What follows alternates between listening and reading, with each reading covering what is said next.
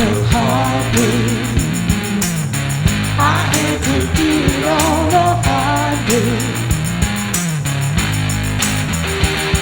While other folks been working by the light of day. Buenas noches, señoras y señores, jóvenes de todas las edades. Esto es Crisol de Cultura, el programa de la noche de los sábados en la televisión de Ferrol, la ciudad gallega ilustrada por excelencia. Y desde esta geografía del noroeste de España damos a todos ustedes, a todos vosotros, la más cordial bienvenida en este sábado, día 8 de octubre de 2022. Saludos muy afectuosos a todos nuestros espectadores de Hispanoamérica y, en todo caso, a cuantos entiendan y conozcan la lengua española. Me acompaña hoy, como suele ser mejor costumbre, Emilio Saldaña, antiguo y querido amigo. Buenas noches, Emilio, bienvenido. Pues aquí estamos iniciando un nuevo programa de Crisol de Cultura desde Ferrol y para el mundo. Sí, un sábado más en esta segunda temporada.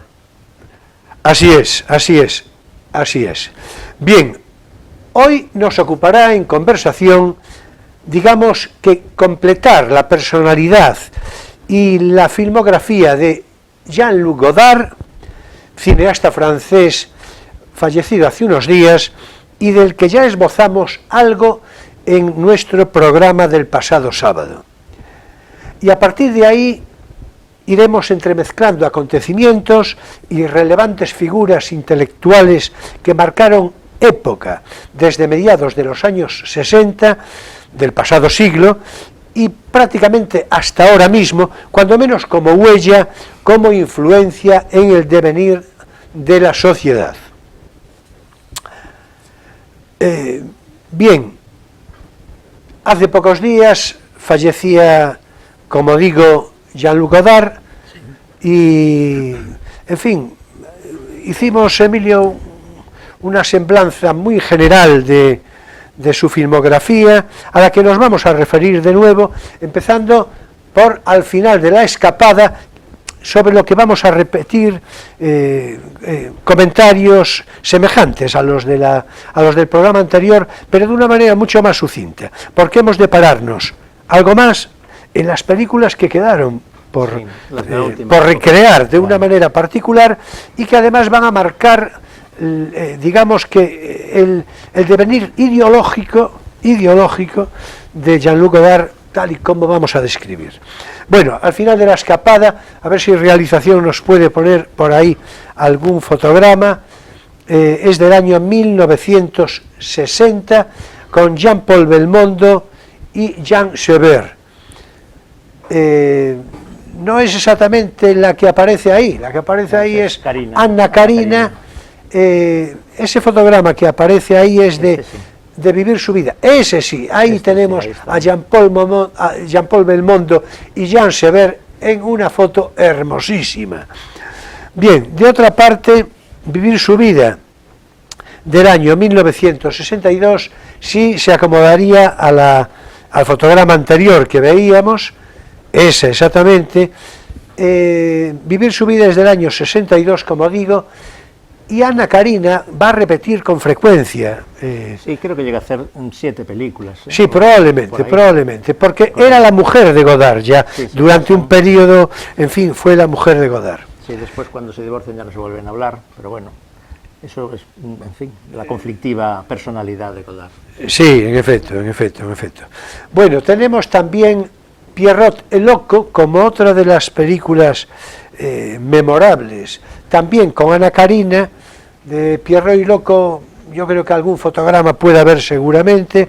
Es una película del año 65, con Belmondo. Ahí lo tenemos, con un Belmondo multicolor, en una actuación memorable de Jean-Paul Belmondo y de la propia, repito, Anna Karina. Dije yo en el programa anterior, repito ahora, que esta película, Pierrot el Loco, pues va a ser una recreación de la época, de aquel tiempo, de aquel momento, 1965, como digo, en el que hay un collage de las situaciones características de aquel tiempo, de una gran curiosidad plástica, artística, social, política, y que ya nos va a llevar pronto a lo que seguidamente comentaremos. Vamos a ver. Sí, este es un poco el cierre de la época Nouvelle Vague de Godard y en general de lo que se conoce como, si te fijas, ha pasado con el mismo actor, el Belmondo en el centro, del blanco y negro del principio al color, y es un poco el final de esa época y el principio de la época que va a ser más ideológica y que rematará en el maoísmo y en la chinoise, que comentaremos después. Que comentaremos ya enseguida. Vamos a ver. Vamos a pararnos ya con algún detalle mayor en Lemmy contra Alphaville, una película también del año 65, con guión del propio Godard. Si tenemos alguna imagen, algún fotograma de Lemmy contra Alphaville, el guión de, pues ahí lo tenemos, en efecto. El guión de Al final de la escapada es de Truffaut, no es de Godard. Sí, que claro. También fueron muy amigos y que luego también acabaron peleados. Sí, bueno, a Truffaut cualquier día habrá que pasearlo por aquí. Ya lo paseamos en alguna ocasión, Fue a partir pero de una discusión, de una mala crítica de la película La noche americana de Truffaut. Hizo el otro ahí un comentario que no le gustó y entonces se perdió la amistad. Porque hay que decir que todos estos de la Nouvelle Vague eran antes críticos de cine que cineastas. sí, así es. Claro, eso marca mucho su enfoque de la cinematografía y del filmar y tal. Tenían la cabeza llena de ideas y de historia del cine y de visitas a la cinemateca y de teoría. Y sí, eran tan vinculados de hecho a revistas críticas. Tenía un concepto más elaborado del cine, en realidad. Un concepto muy, claro, diríamos, intelectual del cine. Así es. Bueno, pues en Lemmy contra Alphaville, de la que apareció un fotograma hace un momento, película del año 1965, pues con el actor Eddie Constantine, un clásico del cine policiaco y todo esto, ¿verdad? Y la propia Anna Karina también en el reparto. Decíamos en el programa anterior, repito ahora, que Lemmy contra Alphaville es una reflexión filosófica a través de la ciencia ficción y el cine negro, con un agente secreto que ha de ocuparse en destruir una computadora, pero Alphaville, que es el concepto fundamental, es una ciudad, sí, como su propio nombre indica, por otra parte, donde no se permite el individualismo ni la expresión artística personal. Esto es muy interesante porque lo subrayamos el otro día, pero sin poder pararnos en ello. Tú ya hacías un comentario, ¿cómo es posible que este Godard, tan pronto pase en efecto, de una posición antitotalitaria, donde está criticando, en Alphaville, está criticando, en fin, el predominio del Estado, la sociedad o las instituciones o el sistema sobre las conciencias individuales y sobre el artista y sus, en fin, querencias y libertades, como pase después a el grupo Ziga-Vertov, a la disolución de las individualidades en la colectividad, a la desaparición del autor en poquísimos años. Bueno, después se arrepentirá, claro, pero en fin, es una especie de... Bueno, y además se va a arrepentir poco.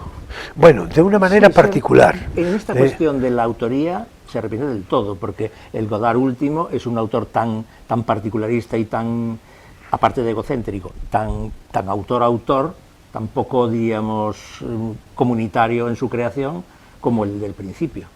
Bueno, en todo caso, ya llegaremos ahí. Fíjate que además las primeras influencias de esta gente, y especialmente de Godard, una de ellas es el cine americano, es decir, no el cine de autor europeo que tenía un prestigio porque era como más cultural, sino el cine negro americano, que está pues, influyendo en Pierrot del Loco y está influyendo Al final de la escapada. Es una película negra de amor, traición, tragedia y mujer, bueno, fatal. Es decir, es un cine individualista, porque el protagonista de las películas negras nunca es una colectividad, nunca, es decir, está súper subrayado el individualismo, pues yo qué sé, de Marlowe o de los protagonistas del noir. Sí, es que el héroe nunca es un héroe social.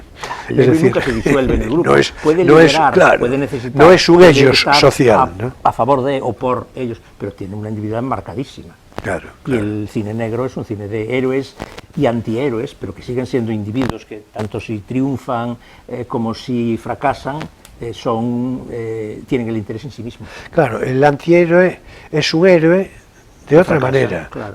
de otra manera. Es más claro, parecido al héroe trágico de los griegos.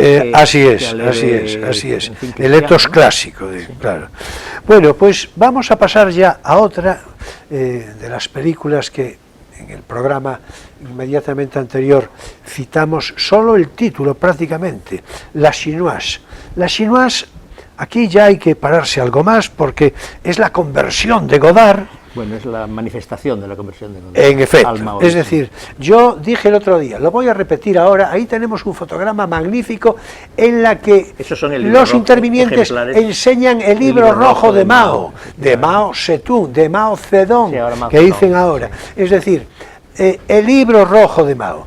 Bien, El catecismo. claro, por eso yo maoísmo. decía el último día, y ahora voy a repetir, que La Chinoise del año 1967 es ideología maoísta en vena, es que no puede ser más claro, y el fotograma es tan ilustrativo con el libro rojo de Mao, que además era la característica fundamental, era un libro que yo creo que ya lo hicieron con un formato a propósito, para que pudiera ser exhibido en las grandes manifestaciones de, bueno, y en al fin, mismo tiempo es que ser está muy claro, un es libro que de está, bolsillo.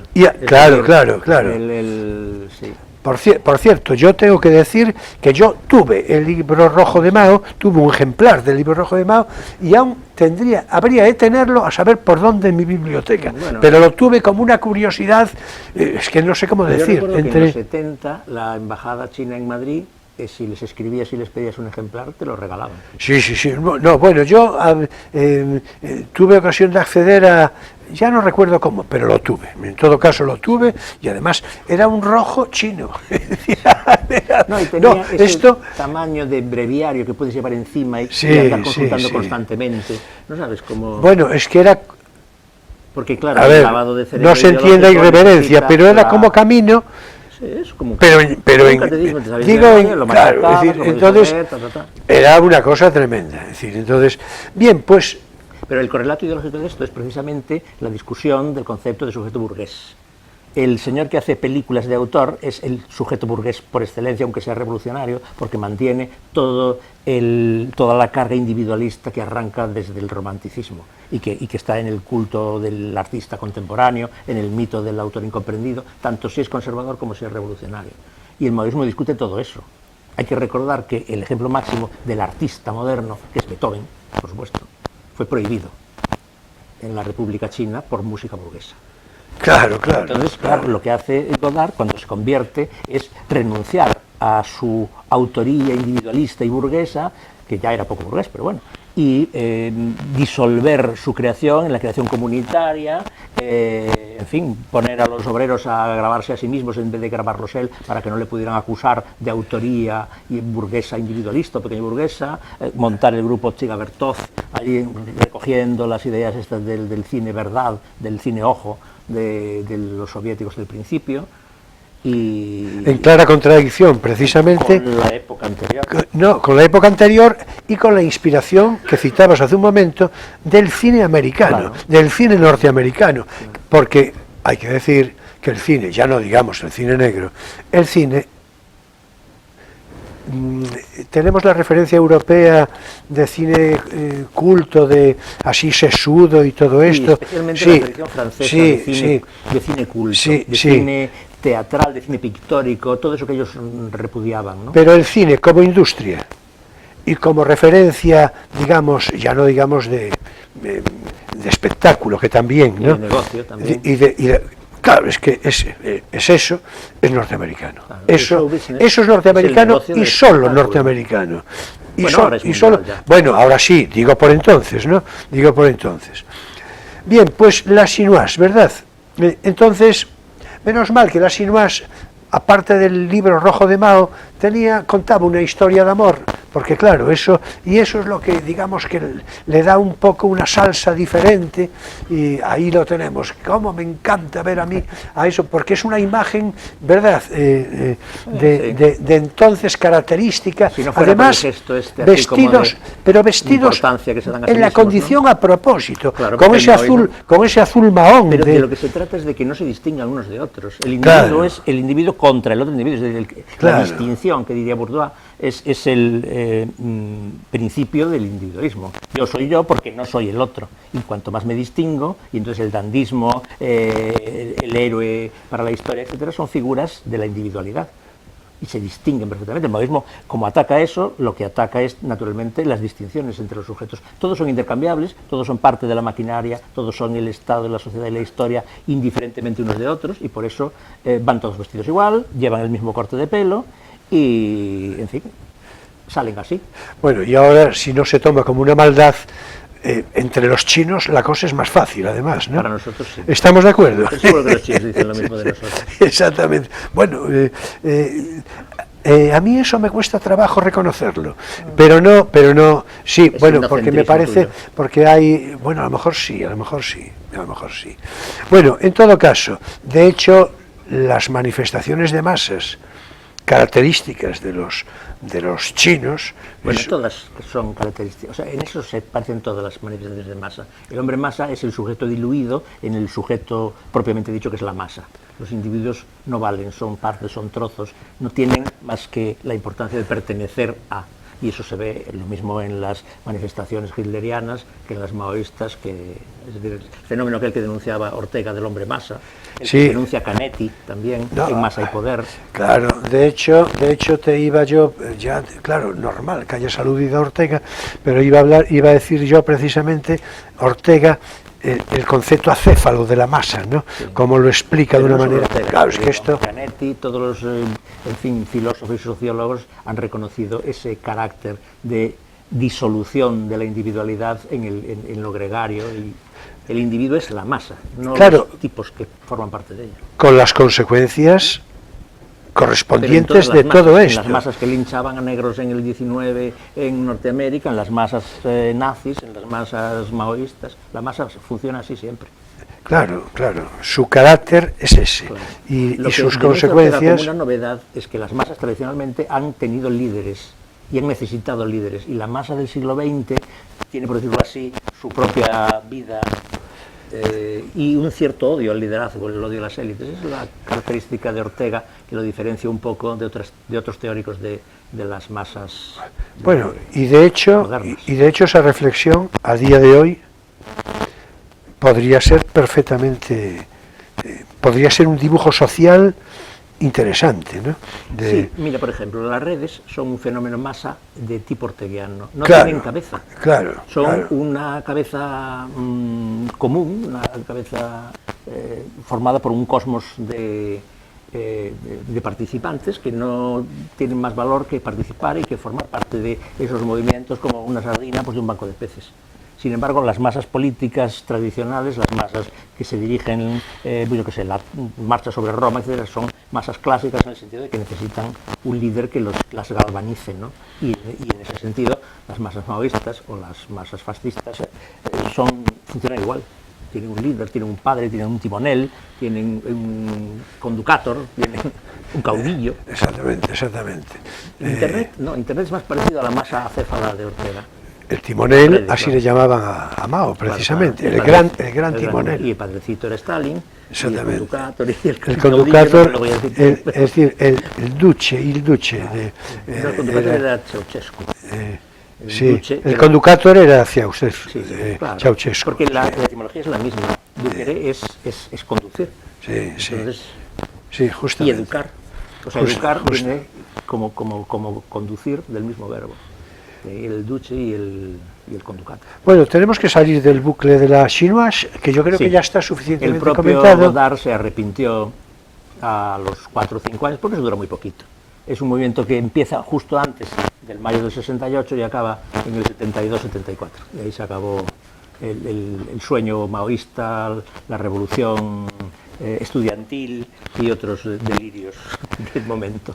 Bueno, ahora vamos a aludir, si te parece, a una película en realidad, digamos, irreverente desde el punto de vista el tesoro de María. Bueno. Sí, del acoso religioso, que es deliberado, que es intencional, que forma parte de lo mismo, de esa referencia permanentemente anticlerical a la que yo me refería en varias oportunidades, digamos, en diferentes programas y demás. Un poco lo que buscaba, es decir, la reacción, las prohibiciones por parte de la Iglesia. Por ejemplo, se prohibió en Italia a partir de una intervención del Papa, nada menos.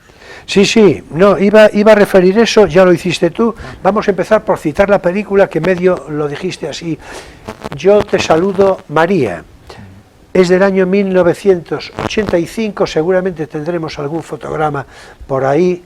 Yo te saludo, María, sí, es un fotograma muy expresivo, naturalmente, el que tenemos en este momento, y es una directa apelación, claro, al nacimiento virginal de Jesucristo. En este caso, la protagonista, la que teníamos en imagen, se queda embarazada sin haber mantenido relaciones sexuales. Este es el motivo de él, ¿no? Es verdad, intervino el Papa de entonces, Juan Pablo II, de una manera, a mis ojos, muy explicable, diciendo que hiere profundamente, dijo, el sentimiento religioso de los creyentes y el respeto por lo sagrado. Por una y por otra cosa es de lo que trataba de hacer Godard. Esto está perfectamente claro. Es decir, está perfectamente claro. Pero bueno, en ese sentido no es incoherente, como fue incoherente desde mi punto de vista el episodio maoísta, esos añitos, digamos, aquí vuelve a ser Godard, el ego atrabiliario y provocador que era de siempre y que dura hasta los 90 años. Sí, no sé si algo más incluso. Yo creo que la última película, El libro de las imágenes... No, a eso nos vamos a referir dentro de un momento. Ahora sí, yo creo que esto de Yo te saludo, María está suficientemente visto porque es muy clara. Otra vez, a ver si es tan provocadora como se vio en su momento. Porque yo... Bueno, la idea previa y la intención es manifiestamente clara.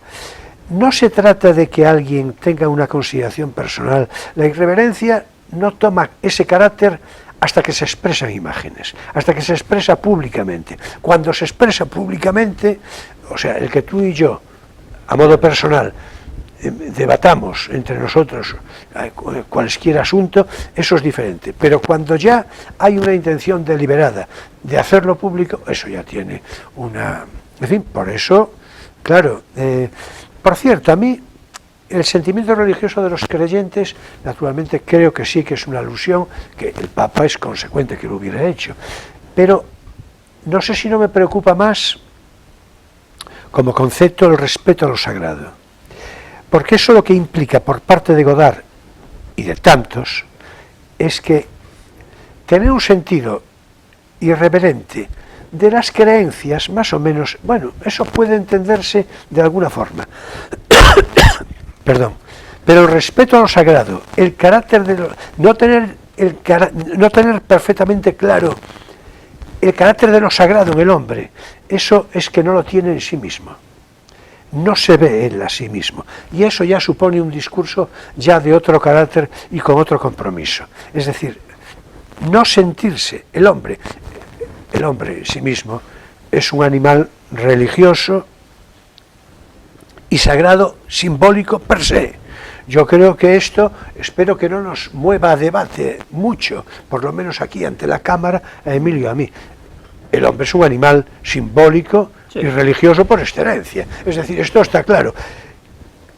Que Godard no lo sea, no lo haya sido, y que otro del que nos vamos a ocupar, Jean-Paul Sartre, haya tenido una consideración que por ahí le va, eso es una de las circunstancias que me mueven a mí a una, digamos, crítica más acerba de sus referencias intelectuales y filosóficas. Bueno, ahora vamos ya con el cierre de dos películas más, que yo creo que en orden cronológico, porque ya se empieza a acercar a los 90 años de Godard, que decías tú. Bueno, murió con 91, estuvo ahí dando una conferencia sobre el libro de las imágenes con 88, o sea que la... Por eso, claro. Casi los 90 estuvo claro. Vamos a ver, Adiós al lenguaje, que seguramente dispondremos de alguna imagen por ahí. Adiós al lenguaje ya es en Godard una obra de carácter testamentario, explicablemente, y que trata de explicar pues las correlaciones a propósito de sus consideraciones filosóficas y... Hombre, él siempre le dio mucha importancia al montaje, y el montaje es básicamente la yuxtaposición de imágenes que se pueden contraponer o que pueden armonizarse. Y ya subvierte, digamos, las reglas clásicas del montaje para hacer esa digamos, filmografía revolucionaria en la propia, al final de La Escapada. Y esto se va acentuando con el tiempo, cuando se le pasa un poco la cosa del cine transparente y proletario, se va acentuando con el tiempo, y los últimos films son películas donde la fuerza visionaria que tienen deriva del choque buscado de imágenes muy contrastadas. Y esto se ve en el libro de las imágenes, que es el último, y se ve en Film Socialismo, por ejemplo, y sobre todo en las historias del cine, ¿no? El Histoire du Cinéma, esa cosa enorme que dura ahí una barbaridad de tiempo y que está hecha de una mezcolanza de imágenes incoherentes entre sí, con músicas y con subtitulados y con diálogos que no encajan ni unos con otros, más que en la mente de Godard, claro, que lo hace como una especie, es como un viaje por su pensamiento y por el conocimiento de la historia del cine, que es brutal, porque claro, es un tipo que empezó como crítico y nunca dejó de ser un crítico y un historiador privado, digamos, de la historia del cine. Bueno, yo a la altura de este comentario tuyo, que por otra parte tanto agradezco, digo por la coincidencia yo tengo que decir, porque puede parecer lo contrario, que yo tengo una particular simpatía y desde luego admiración por el cine de Godard de siempre, que lo tengo desde siempre. Porque no te crees que era un hombre que no despertaba antipatías. No, yo tengo... ¿Te das cuenta? El crítico del país, sí. ese no lo traga. Sí, no, vamos a ver. Nunca le gustó. A mí me gustó el primer Godard. El del Final de la Escapada. Sí, el del Final de la Escapada me parece de una maestría extraordinaria. De una novedad, de una frescura, era todo tan raro y al mismo tiempo no se le había ocurrido a nadie todo eso, y después tuvo tanto éxito y tanta influencia. Hoy en día, después de la Bruja de Blair, que te hablen de que fue una novedad la grabación con cámara en la mano, como por ejemplo el traveling final ese, de muriéndose allí durante un rato, pues ya te dices tú, pero ¿cómo puede ser? Pues en aquel momento fue una sorpresa total, y los travelings rarísimos y los extraños planos dentro de la habitación donde está con Jean Sever, todo eso fue muy novedoso en aquel momento, muy fresco, demostrativo de que se podía hacer un cine barato, personalísimo. Por eso me gustaba a mí, claro. Por eso me gustaba a mí. Y Vivir su vida, por ejemplo, donde aparece, quiero recordar bien que por primera vez Ana Karina, sí, creo que sí. La trama argumental de 12 relatos en la vida de una mujer, ¿no? En la Francia de aquel tiempo, que empieza por... en fin, está casada, se divorcia, pasa a ser actriz y finalmente termina de prostituta. Me parece una elección desde el punto de vista argumental y del reflejo de ese cine de Godard, fresquísimo todavía, a mí me parece extraordinario. Ya no me gusta, seguramente se habrá notado, el Godard, no, ya no me gusta, quiero decir, y eso en realidad, de una manera que yo comprendo, bueno, ante mí desde luego sí, pero yo comprendo, yo espero que sea explicable, a mí me enfría ya sí. Es decir, pero a mí... siempre estuvo en los propósitos de él, el cine antiburgués, el cine revolucionario. Él dijo una vez, no se trata de hacer películas políticas, se trata de hacer cine políticamente.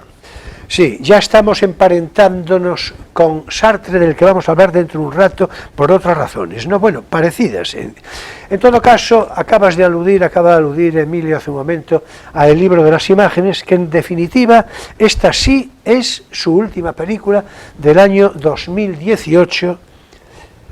Citabas tú que él interviene en la película de una manera directa, en realidad... si Adiós al lenguaje es quiere un carácter testamentario, bueno, el libro de imágenes del que a ver si tenemos precisamente imágenes o alguna imagen suelta, el libro de imágenes, ahí aparece, bueno, ahí tenemos una bellísima composición de casi un fresco al óleo, ¿verdad? En todo caso, el libro de imágenes, ahí yo creo que esto nos puede mover a cerrar el comentario respecto a Godard. Hay una frase de él que cita en esta película, que comenté yo contigo no hace tanto, que es la siguiente. Dice Godard en esa película, el libro de imágenes, entre otras cosas, pero dice algo que es tremendo a mi juicio, tremendo, pero claro, depende del ojo del observador, ¿no? Dice, incluso si nada resultara como esperábamos, eso no cambiaría nada de nuestras esperanzas. Bueno. Traducido, sostenella y no enmendalla. Exactamente. Pero claro, el problema de sostenella y no enmendalla, que es tremendo, y que invalida a mi juicio tantas cosas, a mí el Godard... Hombre, invalida el principal argumento contra el socialismo real, lo mal que salió realmente. Claro, por supuesto, si eso no por importa, supuesto. Si lo único que importa es las esperanzas que se habían puesto en eso, entonces podemos estar eternamente en el mismo error y en el mismo horror. En efecto. Bueno, yo ya no voy a decir nada más, porque lo de error y horror, ya me sumo yo a eso, porque realmente es esto lo que ocurre. Es que el problema no es que Godard, en ese final, u otros, y tantos anónimos, tantos, en fin, cotidianamente, ¿verdad?, que pueden escucharse, exhibirse en ocasiones, es que el problema no es que sostenella y no enmendalla, que perseveren en eso. El problema es que esa perseverancia a mí acaba, acaso a ti también, por hacerme daño, porque resulta que tengo que ocuparme yo en pastorear el fracaso moral, y voy a decir, y asesino, pero lo voy a decir de una manera templada, pero eso está muy claro, en el maoísmo, en tantas cosas, ¿no? Y que se intente perseverar en que el modelo de sociedad es este, aliándose con unos, con otros, ya se verá, según la circunstancia y el modelo. Bueno, eso... Porque eso tiene dos elementos. Uno es no arrepentirse de los resultados de un proyecto que, como proyecto en su momento, pues efectivamente era un proyecto de liberación y pocos vieron lo que se venía encima y había una esperanza legítima puesta en él y se puso. Y cuando se ven los resultados, no retractarse y no arrepentirse, eso es lo que decía yo de sostener y enmendalla. Y otro es ya no releer el pasado y criticarlo y aprender de él, sino encima insistir para que el futuro sea lo mismo. Por cierto, lo voy a decir sin demasiada, parece una media boutade, pero es cierto. Uno de los que lo vio, curiosamente, pero claro, que después osciló en sentido bien contrario, fue Mussolini. Mussolini sí que lo vio, por eso Lenin, lo voy a decir a la cámara, porque a lo mejor a alguno le sorprenderá, cuando Mussolini abandona el Partido Socialista Italiano, porque de ese socialismo filocomunista venía Mussolini, protesta Lenin de una manera, pero muy marcada y conocida, aunque me temo que poco divulgada, y dice Lenin, ¿cómo es posible que hayan dejado que abandonara el partido el único hombre, Mussolini, capaz de hacer la revolución? Esto son palabras literales de Lenin, bueno, una literalidad muy aproximada. Lenin sí tenía una consideración de Mussolini, otra, y Mussolini se fue porque ya vio que aquello iba hacia donde iba. Claro que claro, él aprovechó la circunstancia para hacer una cosa, bueno, ya se sabe, el fascismo italiano. Eso ya sería otro debate interesantísimo que un día tenemos que traer por aquí por Platón, naturalmente, porque eso, en fin, la marcha sobre Roma, que decías hace un momento, Sí. mira por dónde, mira por dónde. Modelo de masa tutorada. En efecto, en efecto. En todo caso, a modo de resumen de cuanto venimos hablando, la verdad es que hay que invitar a que cada cual saque sus conclusiones en función de todo lo que más o menos dijimos, de todo lo que, en fin, Y claro, el interés de Godard no es su cabezonería, su empecinamiento, vamos a decirlo así como más fino, ideológico, sino su cine. por supuesto. Claro, por supuesto, Aunque no, no no. se pueden separar, sí se pueden distinguir, ¿no? Yo, con ese Godard que cité hace un momento, de principio, a mí es que además, voy a decir, me enamoró. Esa sería la Por- Sever, seguramente. ¿Eh? La Sever. La Sever. Pues Una sí, chica con no una sería, vida sí, muy no trágica, sería como- descartado, no lo estaba pensando, pero a mí es el inconsciente que a uno le puede. Pues seguramente, en todo caso, sí me enamoró Fíjate que aquel ella también Godard. tiene una trayectoria muy política, ¿eh? Sever se hace una radical americana, lo que ellos llaman una liberal radical, y se aproxima a los movimientos de protestas civiles y de antirracistas, los movimientos de los años 60, 70, hasta el punto de relacionarse personalmente con líderes de los Panteras Negras y radicarse en Francia, porque en América, que es de donde era, pues ya no se encontraba allí y tal. Bueno, esa faceta de Jean Sever no la conocía Bueno, yo, sobre todo la aproximación a las Panteras Negras, Sí, pero sí, el FBI inicia una especie de persecución y de acoso durante varios años, que cuando ella muere, suicidándose allí en el coche, el ex marido entonces y el hijo, el famoso Diego, al que le dedica el papel que aparece a su lado, al lado sí, del cadáver. todo esto que está citando lo del hablamos en el programa, programa anterior. Pues, Sí, sí. pues el marido da, bueno, el marido o el exmarido, no sé, en aquel momento yo creía que estaban separados, un actor, da una rueda de prensa acusando al Estado americano y al FBI y a la persecución y a las escuchas ilegales y al espía y los fake divulgados alrededor de, incluso de una relación personal, amorosa con uno de los Panteras Negras. Se llegó a decir que ella estaba embarazada del Pantera Negra aquel. Entonces, cuando el niño nace muerto, lo exponen en el catafalco, en el ataúd, los ponen abierto para que se vea que el niño era blanco, porque no era. Aquello fue un infundio que surgió en el New York Times, nada menos, o por lo menos se hizo eco el New York Times, y que fue una de las cosas que el marido decía que había acelerado su deterioro mental y la había llevado finalmente a suicidarse. No pudo resistir todo aquello, y de la pena de la muerte del niño, del escándalo y de las mentiras que se montaron, de la constatación del espionaje constante, de los teléfonos intervenidos, en fin, el acoso de la CIA, pues vino su trágico final. Bueno, desde luego si Con fue 40 así, años, ¿eh? con 40 años, así es. En todo caso, con 40 años sí se suicida y yo creo que tiene que ver, si tuvo que ver con todo esto y solo con todo esto, ya lo voy Hombre, sintiendo, puede haber habido más cosas, ya lo voy sintiendo y acosando. Yo pero creo que hubo otras pero cosas que también. Eso tuvo una influencia. Tuvo, claro, sin importante, duda, pues, sin duda, sin duda.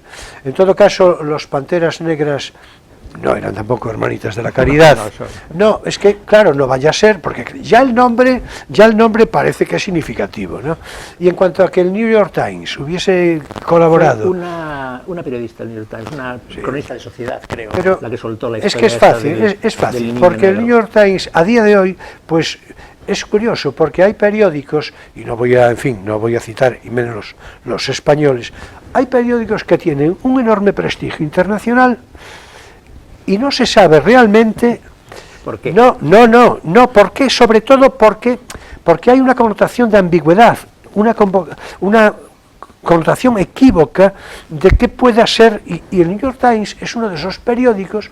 No hay que olvidar que el hundimiento del Maine, del barco que va a producir la pérdida de Cuba para España y todo La esto, guerra de Cuba que perdió. es como se sabe regular, pero lo que sí se sabe es que naturalmente España no inició aquello, y aquello fue orquestado por la cadena Hearst, Yo como con ya la dijimos guerra. en este programa hace, yo no sé, a lo mejor 50 o 60 programas atrás, que lo dijimos.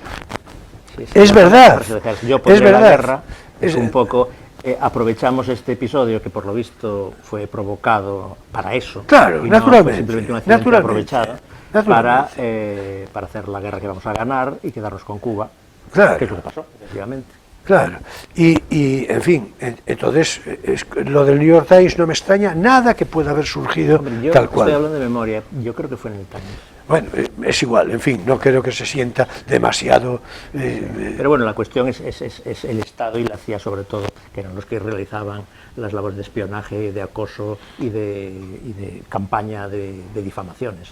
Bueno, pues vaya por la memoria... Porque recuerda Jane Fonda. Pues que Jane Fonda pues no sé, sería el Aerobic, pero aguantó con todo y pasó de Hanoi Jane a... En fin. Sí, bueno, es que yo creo que Jean Sever, sin entrar ahora en una consideración descriptiva... Son actrices famosas que se vinculan en un momento determinado a una izquierda radical. Es que la trampa fue esa. Y, la trampa para su vida, digo, para su vida. Por la CIA y por el Estado americano, instituciones del gobierno, a un acoso y derribo, que en un caso funciona y efectivamente se suicida, y en el otro pues no funciona y se convierte en una locura de juventud que da paso a la gran matrona, la gran dama de la escena, totalmente integrada en el sistema. Que es Jane Fonda. Así es. Bueno, pues yo creo que lo comentamos así grosso modo en lo fundamental, y ahora, si te parece, vamos a entrar en la recomendación del libro. Bueno. Ahora es tiempo para nuestro espacio divulgativo. No tienes por qué saberlo.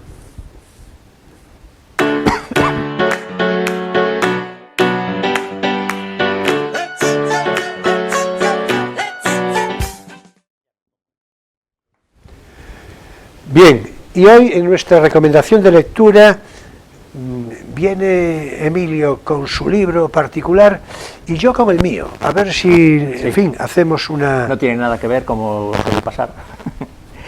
Lo que traigo yo es un libro de novela policíaca, de novela negra, como empezamos a recordar a Godard por su película El final de escapada, que es una película de cine negro con todos los ingredientes del romanticismo desesperado, en fin, las tramas policíacas.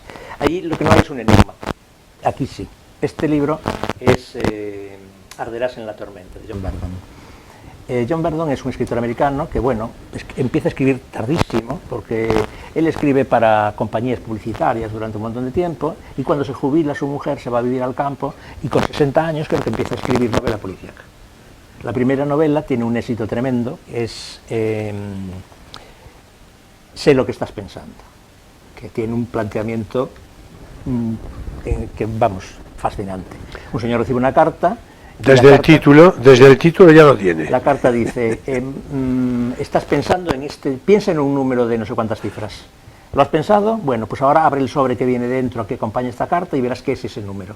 Entonces el señor lo abre y efectivamente es el número. Entonces, ¿cómo es posible que el que manda la carta, el remitente, adivinara el número que iba a pensar? Y ahí empieza toda la historia, que luego se complica con crímenes y que luego tiene un final absolutamente racional y explicable, donde no tiene nada que ver ni lo paranormal, ni la telepatía, ni nada.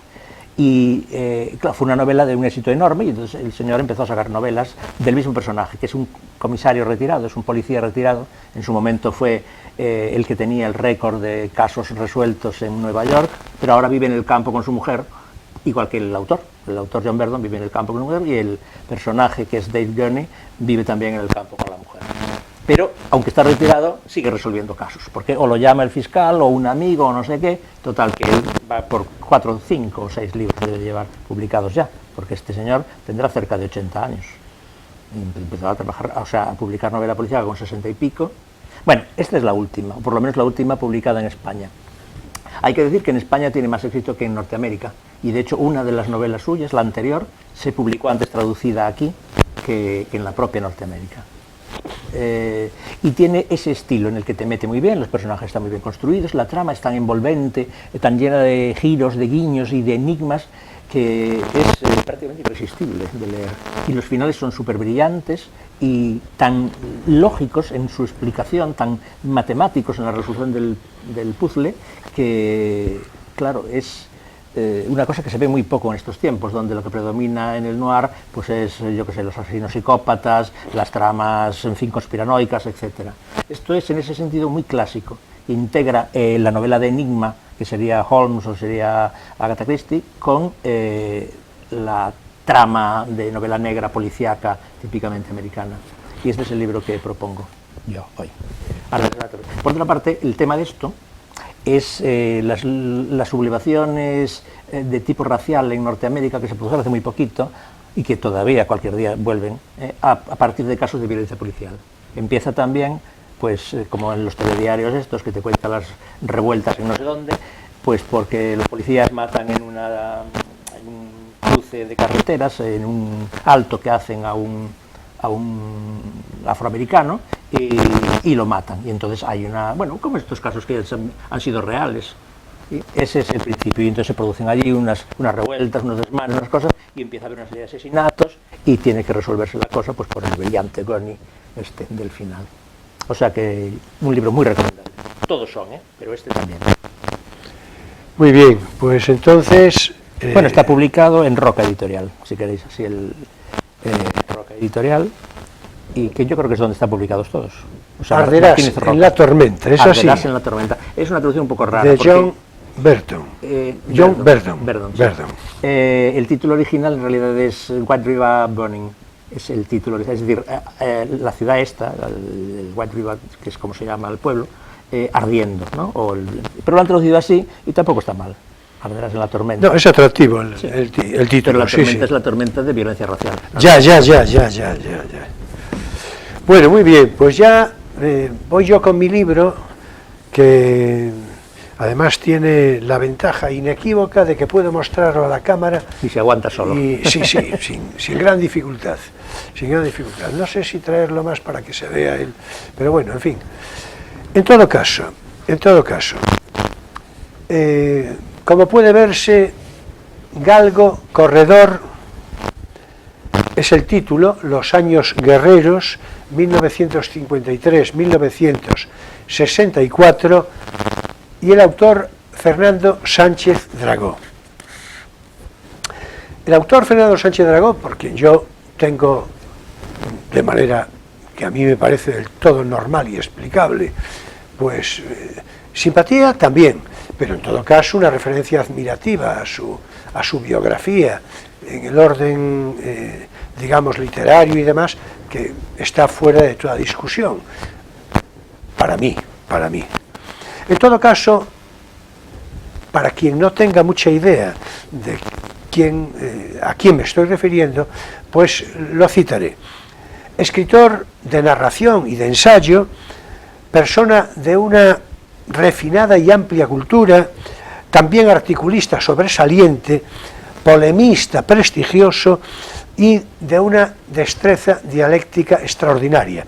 Yo creo que esto, cualquiera que no tenga una interpretación torcida de la realidad, no puede decir otra cosa que no sea esto. Bueno, hasta hace poco, además, fue un maestro de cómo dirigir y orientar programas de carácter cultural en el ámbito precisamente de la televisión.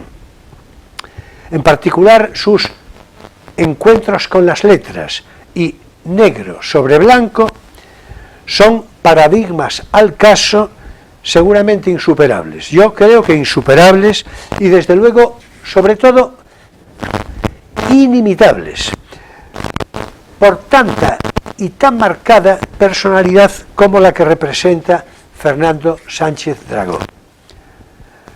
A mí, más o menos se notará, tengo que decirlo, quiero decirlo, siempre me pareció inaudito la descalificación de Sánchez Dragó, que es muy frecuente en el ámbito social, en realidad siempre por razones confusamente ideológicas. Y lo de confusamente, subráyese. Por esto o por aquello. Y digo que me pareció inaudito, no porque por el posible desacuerdo que pueda haber con alguien, que naturalmente eso está en la naturaleza de las cosas, por supuesto, pero la descalificación, eso ya implica necesariamente un reconocimiento expreso y a veces incluso público de superioridad moral y en este caso también cultural por parte de la persona que juzga sobre el juzgado. Y en este caso, la verdad, que lo va a llevar a descalificación precisamente. Y eso, llevado al expreso ejemplo de Fernando Sánchez Dragó, resulta casi siempre, en puridad real, siempre, ridícula. Sobre todo, ridículo. Ridículo hasta la caricatura. Y después, además, triste, con ese punto de vergüenza ajena que supone, de sonrojo, que supone siempre la exhibición impúdica de la osadía del que juzga, la desnuda osadía de la ignorancia. Esta es la verdad. Es en realidad patético, del todo patético, y en la medida de su frecuencia escenifica, la verdad, un punto obsceno y desahogado en la sociedad de hoy, que se va por la alcantarilla. Es decir, esta es la verdad. Si tú eres uno de los que descalificas, bueno, pues si quieres, te paras un ratito y echas un vistazo a tu mundo interior, a tu alma, a lo que tú representas, y sabrás por qué lo descalificas. Bueno, y a lo mejor a mí que ya voy en elote, a saber, yo encantado. Y bien, vamos pues con la recomendación explícita de este libro de Fernando Sánchez Dragó, Galgo Corredor, como digo, Los años guerreros, 1953-1964. En realidad, poco tengo que decir que no sea exhortar a su lectura. Son 600 largas páginas que abren con una declaración de intenciones y de ella entresaco una cita de José Bergamín que dice así: amigo que no me lee, amigo que no es amigo, porque yo no estoy en mí más que en aquello que escribo. Muy de Bergamín, Sí. Estarás de acuerdo. Sí, sí. A mí es que me gusta mucho Bergamín. Claro, claro, por eso lo... Y además, como es un escritor barroco del siglo XX, es decir, trasplantado del 17, 18 sí. a Se despidió de Calderón y dijo, un momento que vuelvo enseguida. Bueno, ya sabes que uno de sus libros más conocidos se llama Calderón y Cierra España. Así es, así es. Pues entonces cultiva las dos facetas del barroco, el culteranismo, unos sonetos, por ejemplo, los del Cristo crucificado, que son deslumbrantes, y que ya los trajimos por aquí, me parece que hace, No lo sé. pues, 87 programas. Y también Bueno, este y además lo repetimos en varias ocasiones, ¿eh? También decía este tipo de lírica sencilla, de lírica romanceada, bueno, como Góngora, tiene los dos aspectos. Sí, en todo caso, la frase es incuestionablemente clara y desnuda y significativa. Y luego otra frase de Thoreau, el escritor norteamericano del siglo XIX, que abre el capítulo primero en este libro y que dice: si haces lo que te dicen los mayores que no se puede hacer, verás que es posible. Será del Walden seguramente. Sí. En fin, por lo demás, así comienza el capítulo primero, para exhortar a la lectura, repito, y dice así: llegar a la universidad fue abrirme al mundo. Dejé de ser Nano, el niño de los días azules, y me transformé en Diony, el aventurero, el guerrero, el protagonista de mis futuras novelas y de la novela de mi vida, dice Sánchez Dragó. Pero seguía siendo raro. No sabía lo que me esperaba. No era consciente de mi metamorfosis. Nunca había oído hablar de Dioniso, el dios que nace dos veces, el dios que baila, juega, lucha, muere, resucita y vuelve a luchar, jugar y bailar. Fue mi segundo nacimiento. Después vendrían otros. La transformación fue instantánea. El reptil se despojó de su piel, la oruga salió del capullo, se transformó en mariposa y emprendió el vuelo. El niño silencioso, el adolescente esquivo, el lector solitario, todo eso quedó atrás. La implosión de los años de la infancia dejó paso a la explosión de la universidad, la bohemia literaria, la lucha política, las cárceles y las primeras novias y mujeres. Hasta aquí leeré, ¿para qué más? Que será suficiente. A partir de aquí ya leéis vosotros si os mueve a curiosidad, y yo os lo recomiendo muy vivamente. Tiene Galgo Corredor un ritmo literario trepidante y desenvuelto, amenísimo, y el lector sabrá de la evolución biográfica de Sánchez Dragó con todas sus consecuencias, pero es que de paso además le tomará el pulso histórico a todo ese periodo que narra el autor, y enseguida se te habrán pasado las páginas y tendrás un regusto de complacencia en la argamasa literaria, pero te habrá sabido a poco lo leído. Cuando menos eso es lo que a mí me ocurrió, y lo que deseo que os ocurra a cada uno de vosotros, a cada uno de ustedes. Galgo Corredor, Los años guerreros, 1953-1964, de Fernando Sánchez Dragó. Esta que presento es la primera edición a cargo de Editorial Planeta, julio del año 2020. Y encima es que guardo yo de este libro una memoria cariñosa y agradecida, porque me lo regaló Marta, en un gesto audaz e inesperado, mientras hojeábamos libros en una librería de Sanxenxo para la toponimia gallega, con todo el mar a través de las cristaleras. Una maravilla, vamos. Y hasta aquí, por hoy, nuestro espacio divulgativo. No tienes por qué saberlo.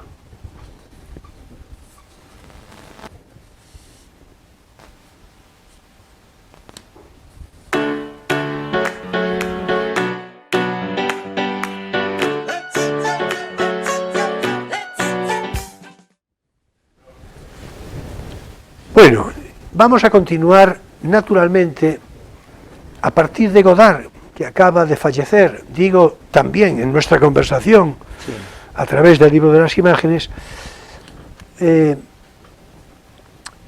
Ese Godard del que hablábamos, 68ero, ¿no? Sí.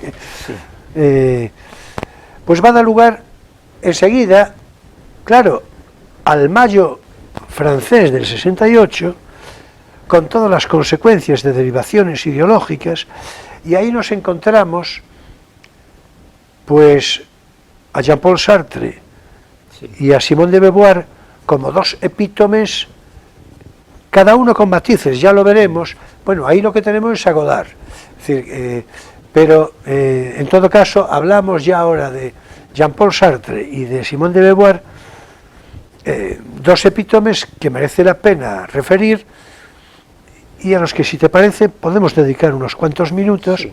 Hombre, no necesita presentación, yo creo.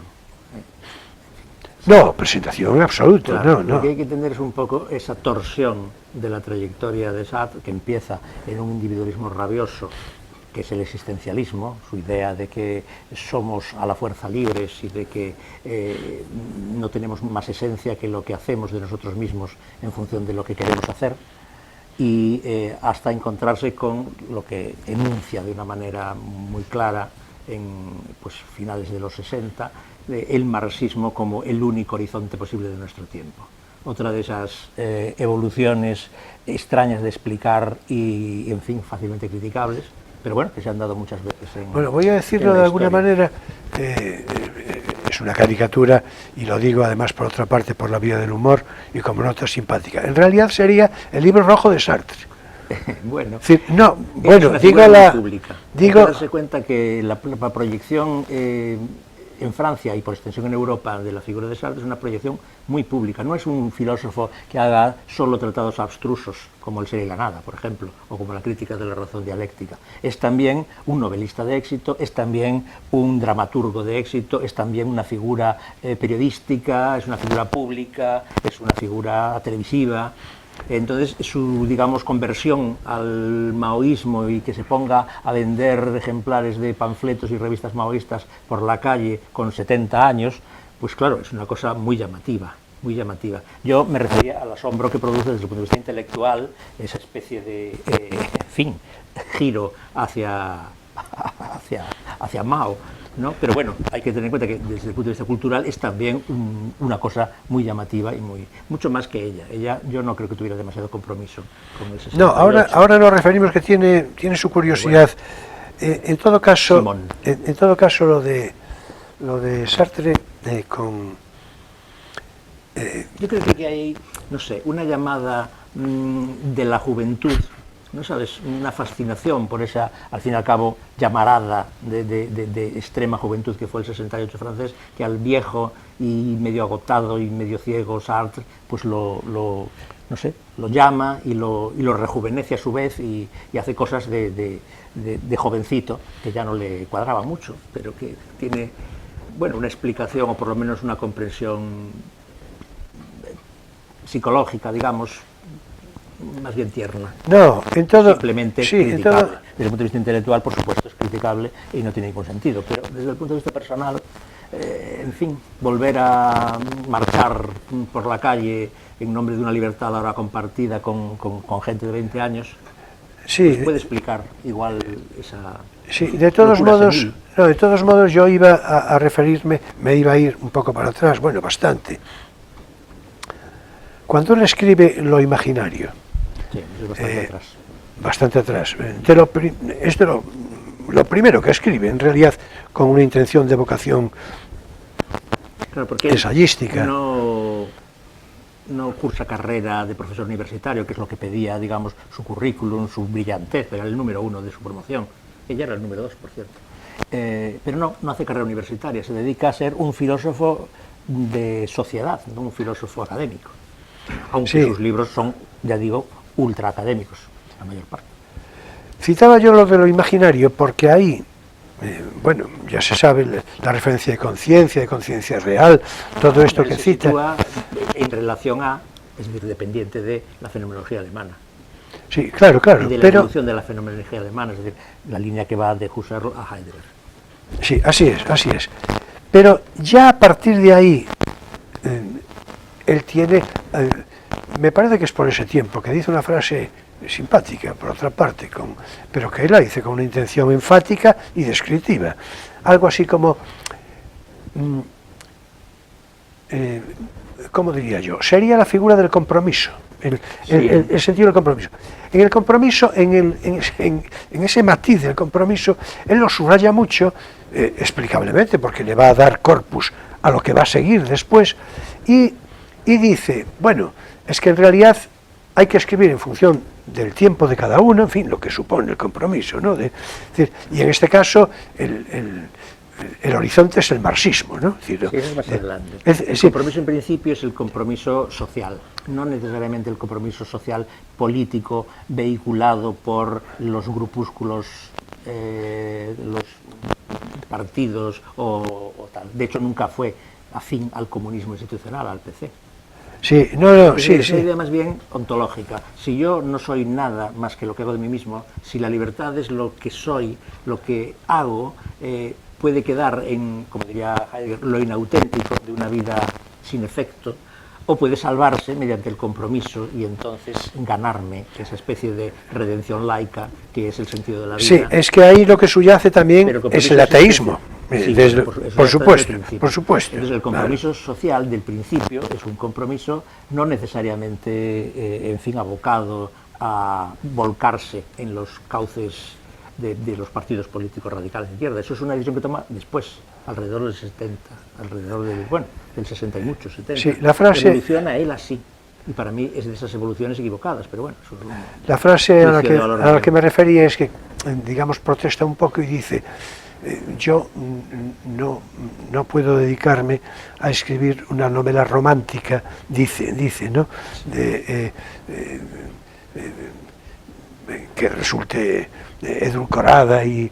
Bueno, porque es un antiburgués. Como dijo una vez, claro. ya en mi juventud le consagré a la burguesía un odio eterno. Porque claro, es un escritor de gran estilo, ¿no sabes? Podría haber sido un escritor del 18 si no hubiera sido un antiburgués. Bueno, vamos a ver, es que hay alguna evocación, bueno, esto ya supongo que es un poco debatible y que nos va un poco, pero la evocación a Proust alguna vez surgió por parte de algún crítico, ¿eh? Es decir, y además es un escritor, o sea, es un filósofo con intereses y con un perfil muy literario. Claro. O sea, no es simplemente que escriba novela, que escriba teatro, es que escribe ensayo sobre escritores, como El idiota de la familia, por ejemplo, que dedica a Flaubert. Por supuesto, por supuesto. Apabullante, y eso que por no supuesto. Lo acabó. Bueno, y no hay que olvidar, por cierto, aquí hay un cierto principio de contradicción, o podría haberlo, cuando escribe qué es la literatura, nada menos. Sí, o cuando escribe las palabras. En efecto, es decir, son libros directamente relacionados con eso, que por cierto, digo, ¿en qué es la literatura? Hay que recordar que le dieron el premio Nobel de literatura, ¿eh? Sí, claro, claro, sí. Bueno, no lo esa aceptó por es... antiburgués. Sí, bueno, a Godard le dieron también un premio, ahora no me acuerdo cuál fue, y tampoco lo aceptó. Creo que un Oscar honorífico, y tampoco lo quiso. Fíjate qué paralelismos. Sí. Bueno, en todo caso, ¿en qué es la literatura, por ejemplo? Ahí se ve un poco, ahí explica parte de lo del compromiso, lo explica ahí de una manera marcada, pero llega un momento que yo creo que se pasa de frenada. Es decir, bueno, es una forma de decirlo, ¿verdad? Y dice, y le debe de venir así como un rato de conciencia, naturalmente circunstancial, temporal, pero brusca de su referencia burguesa, naturalmente, y dice... Distracción los dos eran. Y viene, claro, y dice, pero claro, y dice, bueno, de todo lo que llevo dicho, es decir, el compromiso y todo esto, dice que sí, además un montón de páginas, ¿no? Y dice, también hay que decir que no puede escribir cualquiera.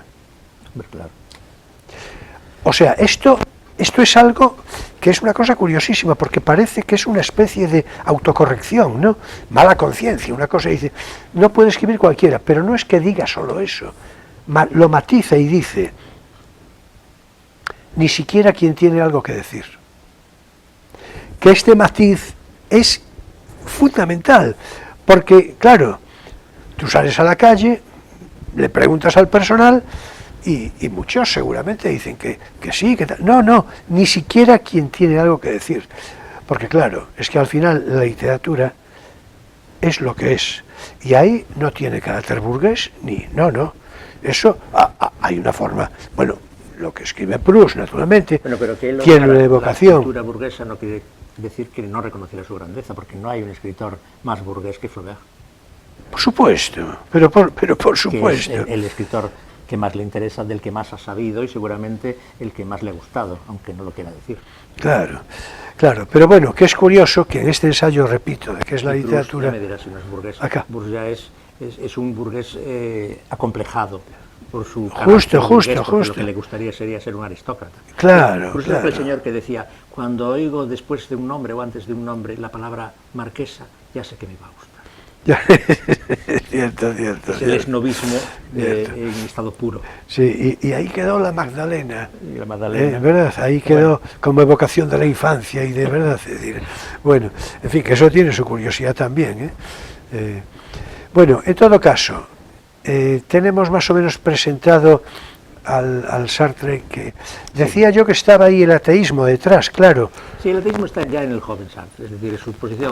Si el hombre es puramente lo que hace de sí mismo y puramente libertad, como dice él técnicamente, si la existencia precede a la esencia, es que no puede haber una esencia prefijada en ninguna parte, ni en la naturaleza, ni en un Dios que haga y que legisle la naturaleza. Por tanto, la libertad del hombre es incompatible, desde esta perspectiva, con la existencia de Dios. Bueno, yo no tengo que decir que estoy es verdad que no claro, estoy en desacuerdo. Bien, es verdad que naturalmente mi comentario, digamos, no pretende establecer ningún combate dialéctico, ya imposible por otra parte con Sartre. No, lo que ocurre es que cuando él también dice, bueno, vamos a ver, tenemos que superar esto, tenemos que desembarazarnos de la idea del bien y del mal, que es lo que representa realmente la idea de Dios. Esto es lo que dice. Pero si a ver, él no se desembaraza de la idea del bien y del mal. El compromiso es bueno y el no compromiso es malo. Y cuando el compromiso es la unión con la izquierda radical o la con colaboración con los maoístas, eso es bueno, y el burgués es el malo. O sea, la idea de bien y mal sigue existiendo por ahí. Pero vamos a ver, claro, es que eso... Aunque no tenga un fundamento, digamos, trascendental en un Dios que dicte lo bueno y lo malo y que te permita remitirte a él como la razón última de que esto sí y esto no, sigue habiendo. Aunque sea una construcción humana y falible y histórica, sigue habiendo un bien y un mal. Bueno, aquellos que nos veis habitualmente, pues supongo que tendréis ya una consideración discursiva de la complicidad intelectual y también de otro orden, quiero decir, festivo, lúdico y todo esto que tenemos Emilio y yo. Y quienes nos veáis por primera vez, pues podéis tener a lo mejor la conciencia explicable, quiero decir, la duda de que nosotros ensayemos esto mucho. No, en absoluto. O el arrepentimiento el comentario, de no ver nuestros capítulos anteriores. Exactamente. Inmediatamente. Exactamente. Estamos ahí colgados. Sí, así es. Bueno, y en no poco, ¿no? Bueno, en todo caso, es que lo que acaba de decir es justamente, yo saqué de paseo el concepto de bien y mal como referencia de desembarazarse, porque claro, Dios representa eso. Es del bien y mal, digamos, del sistema burgués, eso sí. Sí, ya, pero no era esto lo que él quería decir, ¿eh? Digo, también iba de suyo, pero en realidad lo que pretendía yo era subrayar, por eso decía que no estaba de acuerdo, yo, entre otras cosas, con el principio de contradicción que representa lo que tú acabas de describir. Bueno. Claro que representaba un principio de contradicción. Hombre, vamos a ver, la inteligencia formidable de Jean-Paul Sartre tiene un calibre de reconocimiento, así otros, ¿no? Pero del que hablamos, que lo único que supone es un reconocimiento admirativo, por más que no se esté de acuerdo, ¿no? Por supuesto. Pero a mí me asombra y me desconcierta y tú ya sabes que el concepto de ateísmo puro yo lo llevo mal, digo, la consideración intelectual de la confrontación, porque lo entiendo regular, es decir, lo entiendo regular. Si alguien tiene la sospecha de estará pensando, pues el problema está en ti, en mí, pues a lo mejor sí, pero en todo caso son mis conclusiones. Yo creo que sí, que Sartre entra en principios de contradicción importantes. Hombre, importantes. Y escribe una crítica de la razón dialéctica, es decir, de la razón que busca a través de las contradicciones su propio progreso. Sí, claro, pero eso tiene una inspiración marxista muy clara. Bueno, es decir, la dialéctica no es solamente marxista. No, claro. No, pero sería un apoyo, sería un bastón. Yo creo que él está pensando más bien en la dialéctica hegeliana cuando escribe el libro. Pues seguramente. En todo caso, en su final, por cierto, tiene su curiosidad. Ahora vamos a hablar de Simone de Beauvoir un poco, ¿no? Pero él utiliza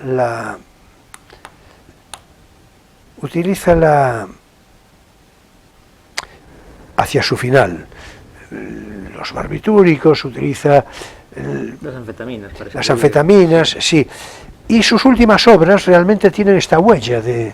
Sí, hombre, si uno es malo puede ver la huella, pero por ejemplo también lo usaba Ferlosio para escribir. Ferlosio escribía bajo el efecto de las anfetaminas y sin embargo nunca se le acusó. No, pero yo no lo digo con una intención descalificadora, no. No quiero decir que eso no es tan raro como usted parece. No, claro, por supuesto, no, yo no lo digo con esa intención, no. Lo digo en el sentido de que fue una decisión personal de él, quiero decir, porque podía ser como, no sé, pues como quien recurra a una aspirina que... No, él y Ferlosio igual, quiso hacerlo de esa manera, Ferlosio por supuesto, Perdón. Pero bueno, ha habido tantos escritores que han buscado en el alcohol la inspiración y les ha funcionado, que no creo que podamos criticar a los que lo buscan. No, pero repito que no lo digo. Lo digo porque la decadencia prematura que tuvo, más o menos, Sí. tuvo que ver con eso. Creo que- De una manera, a eso me refiero.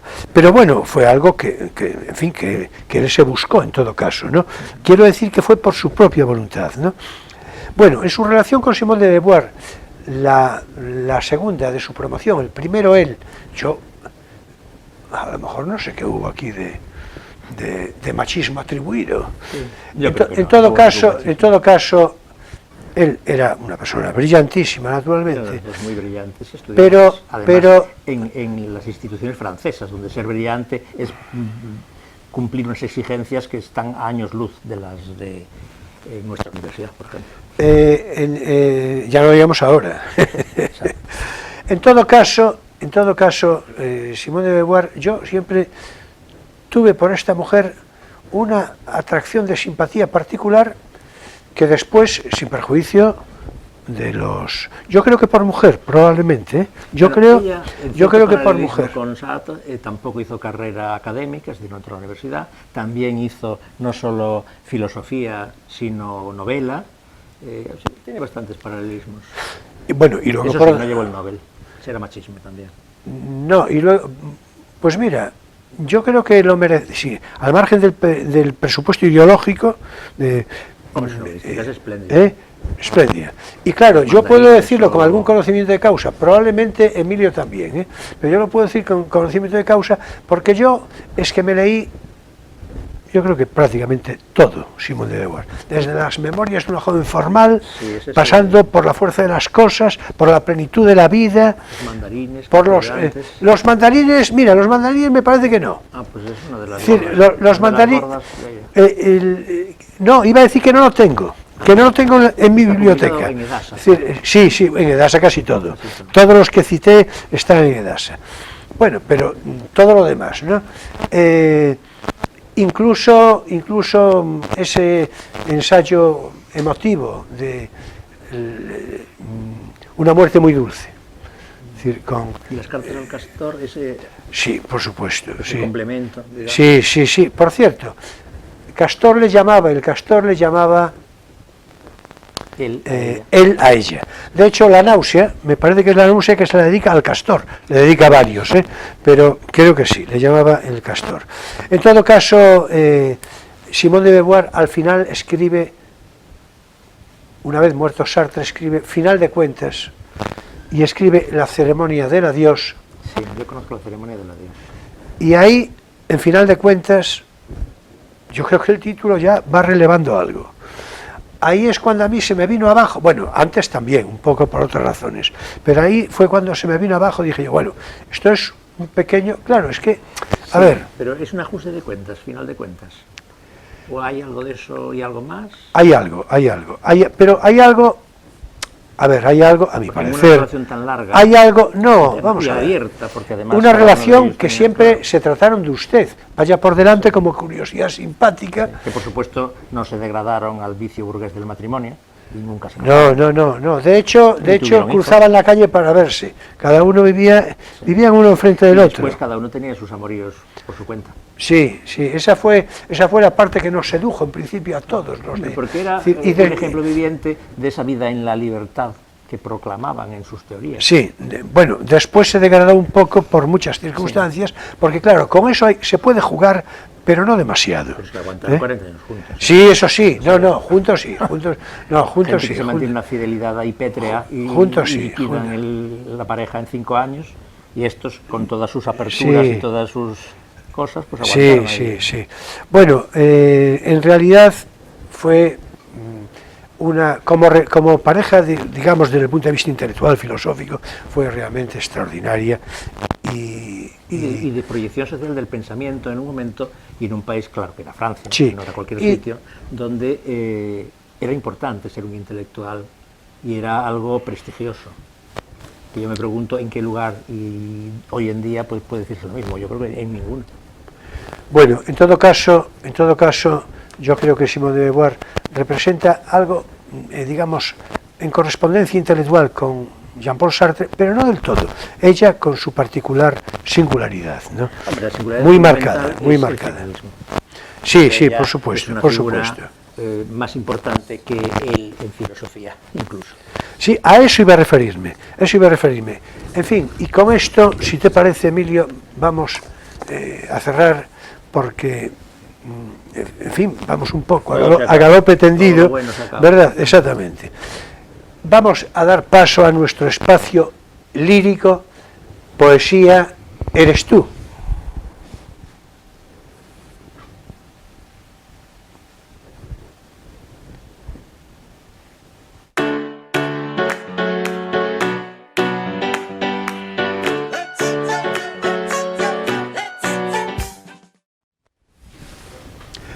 Bien, y hoy voy a referir, me voy a referir a la antología negra.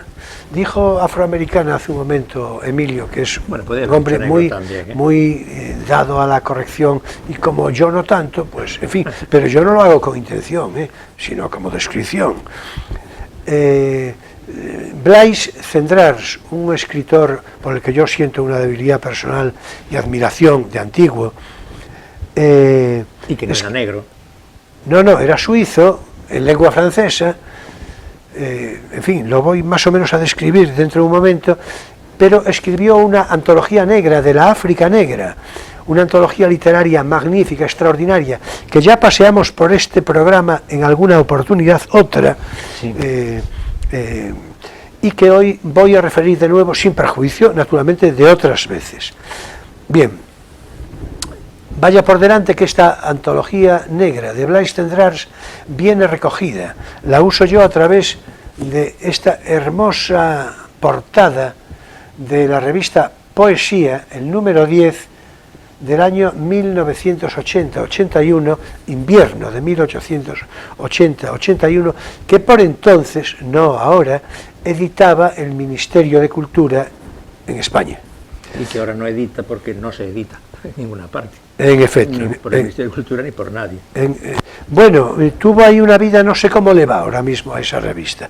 En todo caso, de la antología negra de Blaise Cendrars, escritor suizo, como digo, en lengua francesa, que había nacido en el último tercio del siglo XIX, en el año 1887, y falleció a mediados del siglo XX, en 1961. Excelente novelista, Blaise Cendrars, muy singular poeta, guionista y crítico de cine, un hombre de su tiempo, de espíritu aventurero, entusiasta, viajero, consumado pianista, por otra parte. Perdió su mano derecha y parte del brazo en combate durante la Primera Guerra Mundial, enrolado en la Legión de Extranjeros al servicio de Francia, por cuyo motivo fue condecorado después con la Legión de Honor. De mi parte, ya dije, por Blaise Cendrars, cuento de antiguo con toda mi simpatía, igual por su completa personalidad magnífica, cuanto por su tan sobresaliente actividad literaria y artística en general. Se ha de decir que esta antología negra se corresponde con una traducción hecha del francés por Manuel Azaña, el intelectual metido a político durante la Segunda República Española, ese escritor sin lectores que decía Unamuno, en todo caso ateneísta, de gran mérito, de pluma fácil y de soltura literaria, a quien antes o después, por cierto, por su protagonismo tan marcado durante la Segunda República, hemos de pasear por este plató de crisol de cultura con todas las consecuencias críticas, intelectuales y políticas. Vamos, pues, con los poemas de Blaise Cendrars, repito, de su antología negra. Al primero de ellos yo mismo le daré lectura y será Emilio Saldaña que se ocupará de leer el segundo. El primero de ellos se titula El viento y es un poema bosquimano. Dice así: en otros tiempos el viento era una persona, se convirtió en un ser con plumas y voló, porque ya no podía andar como antes. En efecto, voló y habitó en la montaña, de modo que voló. En otros tiempos era una persona, por eso en otros tiempos rodaba una pelota, la tiraba porque sentía que era una persona, se convirtió en un ser con plumas y entonces voló, habitó en una gruta de la montaña, sale, vuela, retorna a su casa, va a dormir en ella, se despierta temprano y sale, vuela lejos, otra vez, vuela lejos, otra vez, retorna a su casa porque siente que necesita buscar sustento, come otra vez y otra, retorna a su casa de nuevo y vuelve a ella para dormir. Y de este otro poema, como digo, se va a ocupar en su lectura Emilio, y ya le paso yo los trastos de... Pues es que él recogió y tradujo al francés, y Azaña tradujo del francés al español, ¿no? Claro, justamente. Son, bueno, pues eso, cuentos. En realidad yo creo que la parte poética, digamos, la forma poética se la da más el Sendrás que el propio relato. Sí, naturalmente. Más cuentos o episodios mitológicos que poemas, pero bueno. Esto se llama El cultivador, un cuento Gumantier. Supongo que será una tribu por allí, ¿no? Sí, sin duda, sin duda. Dice, un cultivador tenía un lugán sembrado de mijo, ya maduro. Todos los días 2 pajarillos venían a comérsele el grano. Con crines de caballo fabricó unos lazos de nudo corredizo y los ató a los tallos de mijo. Uno de los pajarillos, el macho, quedó prendido en el lazo. El hombre le arrancó las plumas de la punta de las alas para que no volase. Después se lo dio a sus hijos, diciéndoles... Los niños tomaron un cuchillo, pero antes de que cumpliesen la orden de su padre, la hembra del prisionero sobrevino y revoloteando en torno les gritó: ¿por qué queréis cortar el pescuezo a mi marido? Los niños no respondieron. El propio macho gritaba: amiga mía, déjalos. Empezaron a desplumar al pájaro. La hembra entonces volvió y les preguntó: ¿por qué desplumáis a mi marido? Deja que lo hagan, respondió el macho. Se pusieron a descañonarlo. ¿Por qué lo descañonáis? Amiga mía, deja que lo hagan. Al partirlo, al echarlo a cocer y al comérselo, la hembra preguntó ¿por qué hacían aquello? Y cada vez el macho le aconsejaba que lo dejase y que se resignara. En cuanto se lo comieron, todos los niños se convirtieron en pajarillos de la misma especie. Estos son los que ahora vemos. Antes no había en la tierra más que los 2 cuya historia acabo de contar.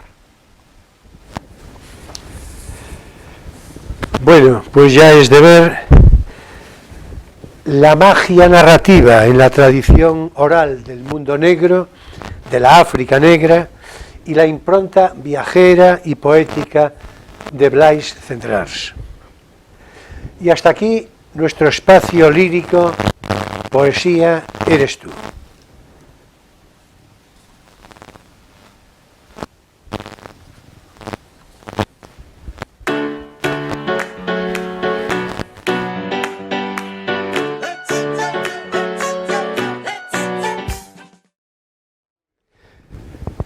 Finaliza también aquí, al tiempo, claro, Crisol de Cultura, en este sábado 8 de octubre de 2022. Muchas gracias, Emilio. Creo que finalmente resultó un programa interesante y variado, que era un poco nuestra previsión. Variado, ¿no? porque como nunca sabemos muy bien por dónde vamos a tirar, Así es, es así fácil que es. resulte variado. Así es. O sea, en la línea del espíritu que nos inspira habitualmente todo esto, ¿no? Sí. A ver si los espectadores, por otra parte, piensan lo mismo, que en definitiva eso es lo que deseamos siempre. Señoras y señores jóvenes de todas las edades, para todos y cada uno, desde cualesquiera geografía que puedan vernos, mi gratitud entera y toda por vuestra presencia fidel de cada semana, por vuestra simpatía y naturalmente también por vuestra actitud crítica y vuestra complicidad. La próxima semana hablaremos de cine, más concretamente de cine español, de cine en español, y será la figura de Daniel Sánchez Arévalo, uno de los cineastas más relevantes de este momento, también guionista, además de director, también novelista, entre cuya filmografía destacan títulos como Primos, Gordos, azul oscuro casi negro y muy variados otros. Por demás, también ocupará nuestro programa un comentario sobre los últimos premios Goya, con la película El buen patrón como referencia más destacable. Y algo diremos seguramente sobre la película de animación Valentina, que acabó pronto por tomar un sesgo de polémica y en eso sigue, más allá de sus méritos artísticos, que ya es pena, pero bueno, esas cosas que pasan, ¿verdad? Y para hablar de todo esto, nos acompañará una chica joven, cinéfila y crítica de cine, articulista a ratos y con una personalidad cultural, literaria, muy de agradecer. Irene García Fernández, además de todo eso, es mi hija. Y ya comprenderéis que la conozco yo lo suficiente como para patrocinar todo esto. Por cierto, hoy, día 8 de octubre, felicidades Irene, que está de cumpleaños. Felicidades, hija. En fin, que nos espera el próximo sábado un programa interesante y sumamente atractivo. Lo veréis. Si os parece, si les parece, así quedamos. Nos vemos el próximo sábado en Crisol de Cultura, en Televisión Ferrol, sobre las 9:30 de la noche, en hora española, y será el día siguiente, domingo, que se repita hacia las 7:30 de la tarde. Queridos amigos, señoras y señores, jóvenes de todas las edades, será un placer. Y bien, ya sabéis que paso lista. Muchas gracias, buenas noches y feliz semana.